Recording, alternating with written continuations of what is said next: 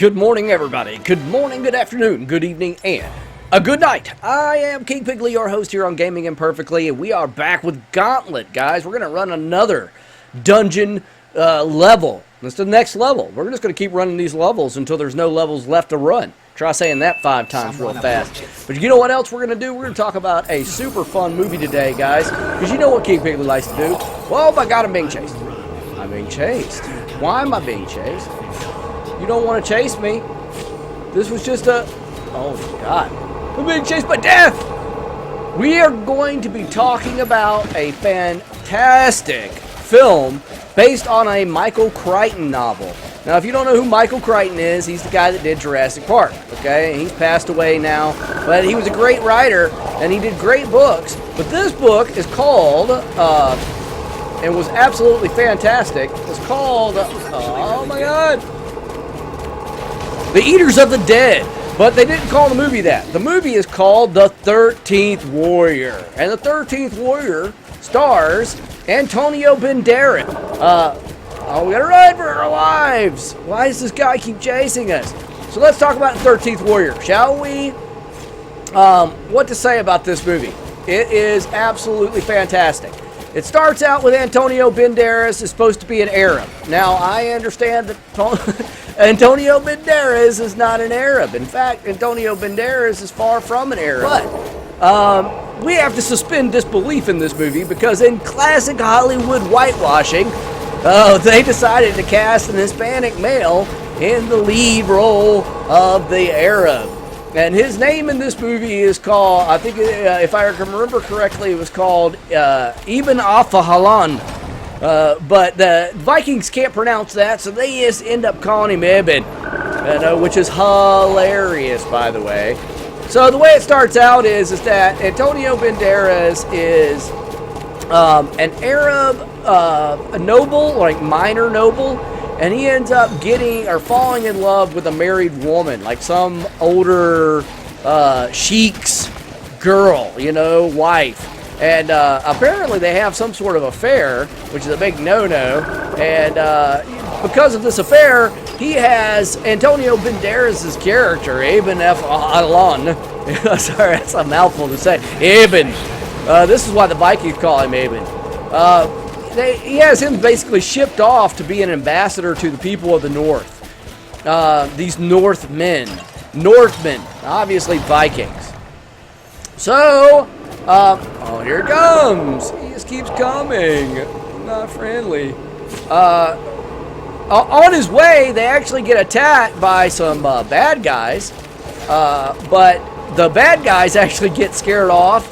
These raiders get scared off by the Vikings, who are actually seen coming up a river in their boat, which is really, really cool. Like I said, you have to kind of suspend disbelief on the fact that Antonio Banderas, who is quite Arab, I mean, he doesn't really even sound in the movie, which is kind of hilarious. He doesn't even sound, he doesn't even sound Arab in the film. He sounds Hispanic, so it's almost like, I heard you, and it's pretty funny because...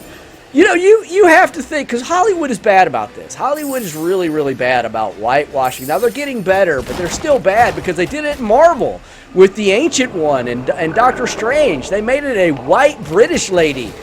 It's supposed to be some Asian dude. I'm just saying, you couldn't find some old Asian guy that needed work, in the acting community. The same thing goes for Antonio Banderas in this film. Clearly...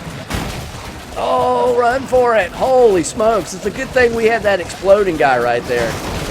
Yeah, take that. Good Lord, they're coming from every direction. Look at the mad gauntlet skills on King Pigley. That's right. He, like I said, he's heading north in this caravan, and the caravan gets attacked by Viking or bad guys, and the Vikings actually show up and save the day, and then they kind of camp out by the river. And as they're camping out by the river, Antonio Banderas goes to talk to them, and apparently the king has died, and so they're holding like a feast for the king, and there's a funeral scene, And it's really neat because, again, they capture the essence of Viking culture. You know, they're like, "Lo there, do I see my father?" You know, they have a Viking funeral, and it's actually a really, really neat scene. But this ancient, you know, Viking crone old lady comes in, like a seer, and she tells them that, you know, this messenger arrives in the night, and they're looking for Bolvi, who is the heir apparent to the king, who's going to take over for the king. And, you know, and you meet his character, you meet all these characters.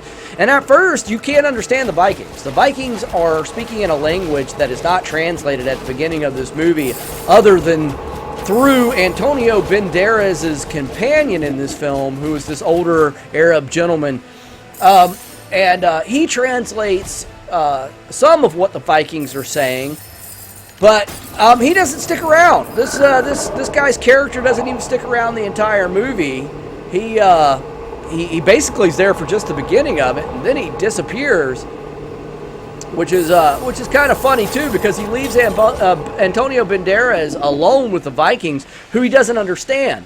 Then there's a really neat kind of montage. Hey, we finished this level. Man, we're just gonna have to keep going along with the next level then. Next level. Let's do it. I'm ready. We'll keep talking about this movie. So he goes. You know, the old Viking crone. You know, this messenger comes in the night, and he says that this village is being troubled by the eaters of the dead, kind of thing, and that they need Viking warriors to come and help their village because they're in desperate need of assistance. And Bolvi and the rest of the Vikings, there's this great scene, you know, where they, you know, Bolvi, he's really deep voice, he's big blonde Viking guy, of course he is, you know, and he's a first a man, you know, which I'll be the first man to go, you know, in his Viking language. I'll be the first man to go and fight. And it's just it's a really, really neat scene. As one by one, you know, they all start choosing to go carry explosives. Let's see, we can blow a hole in this wall. To go on this quest, and they start choosing, but the number of men can only number 13, which is the number of days in the Viking calendar, or months in the Viking calendar. So 13 warriors have to go, but when they get down to it, the old witch says that one of the warriors can't be one of the Viking men. It has to be somebody else. And of course, Antonio Banderas and the old dude are the only people in this whole, oh my God, you don't want to do this. You don't want to do this. Maybe he does want to do this. He seems like he's pretty convinced he wants to do this. Take that. Told you didn't want to do this, man. So, Antonio Banderas, against his will, really, goes along with these Vikings, you know, and there's this, like I said, there's this montage, all right, there's this montage of him learning to speak, because, you know, travel back in the day, they're on horseback and shit. They got to travel hundreds and hundreds of miles, because when the movie starts, you know, they're down in, I guess, in the ancient times would have been Persia of somewhere in the Middle East, you know, Baghdad, Iran, you know, Iraq, somewhere, you know, in the Middle East. You don't really know. Oh my goodness. Oh, thank goodness for that. Did you see that? Take that. Yes, we are the mystical bombardiers. Nobody stops King Piggly from exploring dungeons. So Antonio Banderas, he learns to speak their language by hanging out with them, basically, over months and months and months, you know. And there's this great scene where you see them finally out on the sea, you know, the Vikings in their longboats, and they're going up this 40-foot wave. And for you guys that don't know how the ocean works, if there's a 40-foot wave coming at you, the backside of this wave actually goes down into a valley. And that valley is deeper than the wave. So if a wave is 40 feet, it's usually 80 feet on the backside of a wave. So they're like coming down this wave, this 80 feet, just laughing, you know, laughing hysterically because they're having such a great time and they're so fearless. And, you know, again, as the movie progresses, they finally get to this village, and the warriors go and they talk to the king, who's an old, frail king. And sure enough, these people are coming, and they've killed off everybody. These things are coming in the night. These, and they go and investigate this old farmhouse, and they see that the people there have been killed. Not only have they been killed, they've been what looks to be eaten, or gnawed upon, as Antonio Banderas says. They've been gnawed upon, and the eaters of the dead. So the Vikings track it. Eventually, they get to this cave. And you see that it's not necessarily people, but just another group of Vikings that are more barbaric, and they're like wearing bear skins and all this stuff. And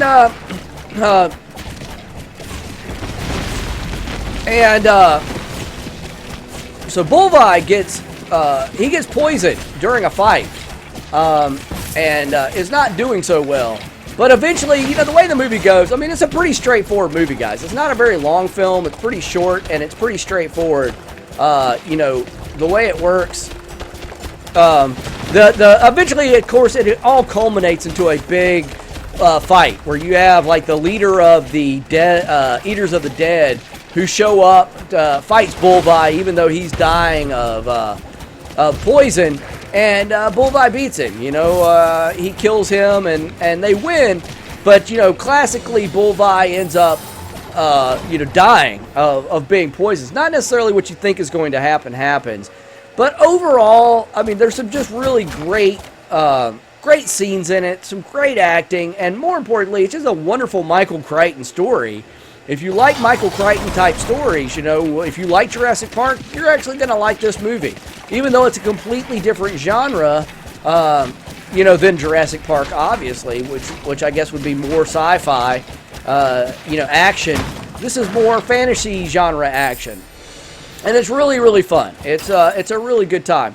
I won't say that it's for the entire family or anything like that, but it's certainly a really, really good movie. And I highly recommend it to everybody. And, I haven't been rating my videos or my movies. I keep forgetting to do it, to be completely honest. And I hate that because I want to. I want to rate these. So I'm going to go ahead and rate this one. I'm going to rate this one 3 crowns. I suggest everybody watch this film. Like I said, I give it 3 crowns. It's certainly worth the watch. It's a great movie. And more importantly, read the book. It's a great Michael Crichton story, Eaters of the Dead. But let's read some comments, guys, because that's what I like to do at the end of my videos. So let's read some comments.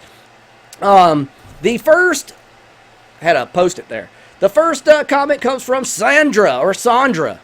Potato. Sandra says, this is amazing. Great gameplay. Thank you for sharing. Here's a new supporter for you and looking forward to your visit. Hey, thank you for your comment. I really appreciate it. And thank you for subscribing to the channel. I hope you keep coming back, and I hope you enjoy what you see. But most importantly, thank you for taking the time to watch. I really appreciate it, Sandra.